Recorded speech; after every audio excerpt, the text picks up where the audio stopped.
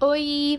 Hello, everyone. My name is Camilla, and I'm doing my very first podcast ever. So, aren't you privileged to be listening to this?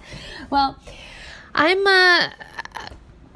have a lot of things to say. I'm here struggling with what to say first and how to focus my podcast. And for the longest time, I've been flirting with the idea of doing this. I flirted with a lot of ideas, as you're gonna hear so soon.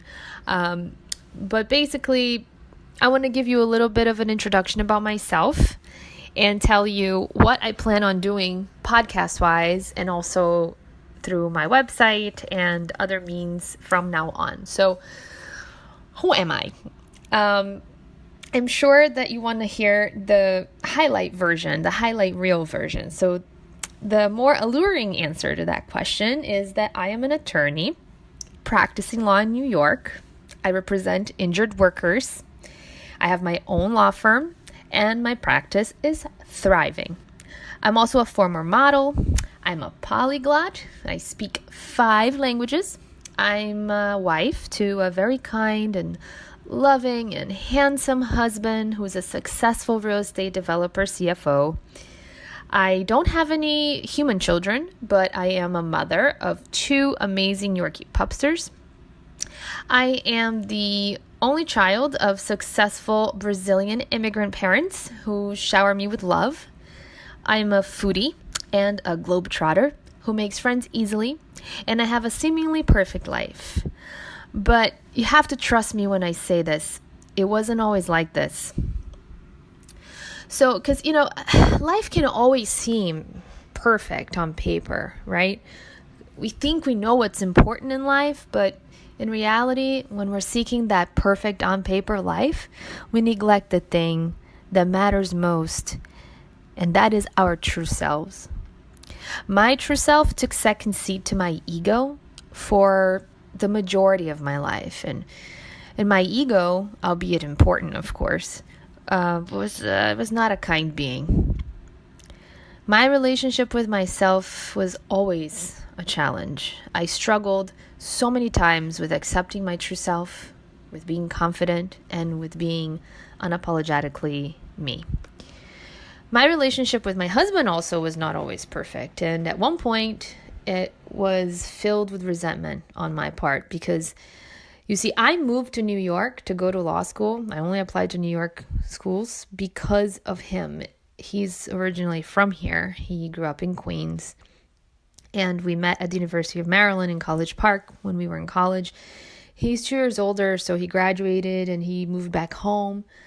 So I followed, and I did not like New York at all at first. Actually, I did not like New York for the first 10 years. And considering I moved here in 2006, it's only been less than 13 years that I have been here.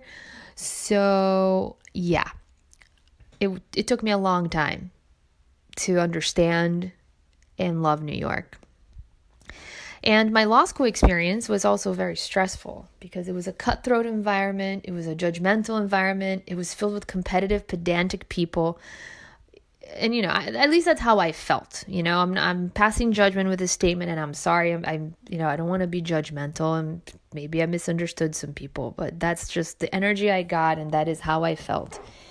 And I suffered some pretty traumatic life experience also. So, and I battled some health issues, which I will discuss here eventually when I start to develop my podcasts a little bit, and hopefully we will all connect through those experiences. But those experiences made me agoraphobic, and they caused me to waste most of my 20s because I literally could not go places alone. And that made going to law school and later going to work a real challenge. And still, I somehow managed to graduate at the top of my class, pass the New York bar on my first try, and get a job right away. Now, mind you, my first job as an attorney paid less than a secretary's salary. And I'm not saying this to, downplay secretary's worth or anything like that, but it did make me question why I spent 7 years between undergraduate and law school for that. And it was also not in the field that I wanted to be in. But it turned out that it was the perfect field for me. It was a field that needed me. It turned out that I was a great workers' comp attorney. Not only because it was easy for me to learn languages, and therefore I learned comp law easily, because as any comp attorney will tell you, comp is its own separate language. But it was also because I loved lifting people up. And there is no field of law where that is more necessary than comp. Many injured workers lose it all: their health, their job, their family, their sense of self. And I was their mentor. I was their psychologist. I was their life coach. And I still am. I am so great at it that in a firm that had dozens of people, clients would only want to speak with me. And in a world filled with belittling, where each client was nothing more than a file, I was filled with compassion, understanding, and hope. And within months of being in that firm, I was hired to start the comp department at a bigger firm from scratch. And I did so successfully. I wrote every single template, every document. I helped them create their workflow from nothing. I walked into my office and all I had was a desk and a computer. And they're like, good luck. I had only a few months behind me of that experience in that field. It was crazy. But I thrived in that. And, I not only was making more money, a lot more money, but I also commuted with my husband to work every single day because we worked in the same building. For someone who was going through the agoraphobic phase of life, that was ideal. And despite all of that being so ideal, I knew that I had to have my own practice. One that allowed me the freedom to treat people as I would like to be treated, and as they needed and deserved to be treated, with kindness, respect, and compassion. And I wanted to spend more time listening to my clients, because my goal was not just to figure out how to make money in the case or whether the case was worth my time, but it was to help a person who needed my help and whose life I could improve. So I started my own law firm, and it was the first results-only work environment law firm in the country. And I will talk more about ROW programs later on, like I said. But not even 2 years out of law school and out of thin air, I built my own practice. And my family and my husband were terrified. My friends thought I was absolutely crazy for giving up a high-paying job with benefits and a fast track to partnership. And everyone kept asking me how I planned on getting clients. And I kept repeating that it was like the movie Field of Dreams, if you build it, they will come. And come they did. Now, I'm not only one of the most successful workers' comp attorneys in New York, I'm also the number one in client satisfaction. And I have free time to live my life while simultaneously dedicating enough time to my clients' needs and getting them unparalleled results while making them feel like they're my only client. I work from home, most of the time in my pajamas. I take as many vacation days as I want without asking anyone's permission. I have traveled the world, and I overcame agoraphobia without psychological help from a therapist. Not saying that you shouldn't get that if you need it, but I'm just saying that I find that to be crazy, because one of the problems was when you're agoraphobic, you don't want to leave your house, right? So it was hard to go to a therapist's office, and doing e-therapy wasn't really all that popular when I was going through this. And also, after 10 years in New York, I finally made real friends. My relationship with my husband has never been more candid, more open, or more loving. We're actually the happiest married couple I know. But it took a lot of sweat and tears to get here. And still, up till now, I felt like something was missing in my life.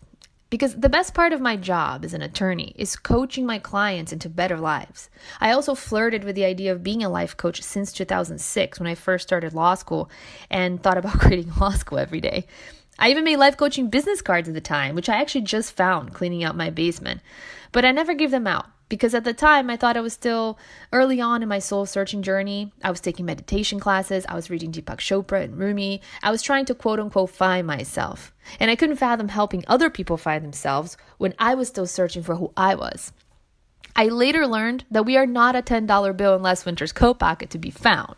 We're not lost. Our true selves are right there, buried under cultural conditioning, other people's opinions, and inaccurate conclusions that we drew as kids that became our beliefs about who we are.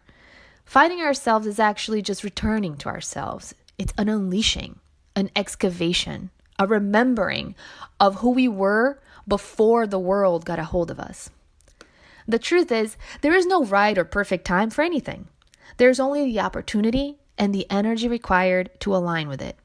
It turns out that we are all always a work in progress. There is always room for improvement. And the many certifications I have gotten since, like being a certified transformative mediator, a meditation teacher, and a lawyer helping people who are injured, have certainly given me a stronger base to help other people. But my clients, they have been my biggest supporters. They want me to help people who are not necessarily injured at work. They want me to speak with their friends and their family members during different times of hardship or crossroads. And most importantly, my heart says that I am meant to do this, while my record shows that I'm great at it. So here I am. And I can tell you this. I have overcome depression, anxiety, agoraphobia, fear of failure, anger and rage issues, self-destructing behaviors, and even simply being numb to life and not feeling anything at all. I have gone from having imposter syndrome to knowing my worth. For 10 years, I have been life coaching my clients from the lowest of lows into their lives, the lives of their dreams, the lives that they never dreamt of. It is common for me to hear that their injuries were a blessing in disguise and the best thing that ever happened to them, which is so oxymoronic. But it's so true in many ways if you only saw some of the lives that they were able to build after their case is over. And maybe you're not injured, but you're at your lowest of lows. Maybe you're not at your lowest of lows, but you don't want to get there. And maybe you're just tired of being tired. Maybe you're tired of not feeling anything. No highs and no lows. Maybe you want to find balance and stop living in the extremes. Maybe you're struggling through a twin flame journey that is making you question your sanity. Maybe you want to learn to meditate. Maybe you just want to be the best you that you can be. Whatever your reason is for being here, it's not a coincidence. It is not an accident. Our paths were meant to cross.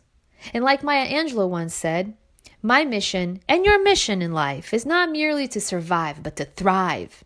And to do so with some passion, some compassion, some humor, and some style. Life is energy, and energy vibrates.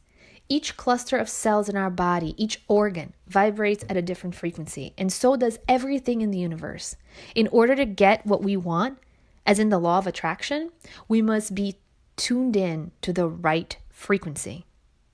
And that's what I want to help you do. I want to help you get into the right frequency so you can align yourself with the universe and tune yourself to the channel of the goals that you want to achieve. And if you don't know what those goals are, then I want to help you figure those out. I want to be there for you.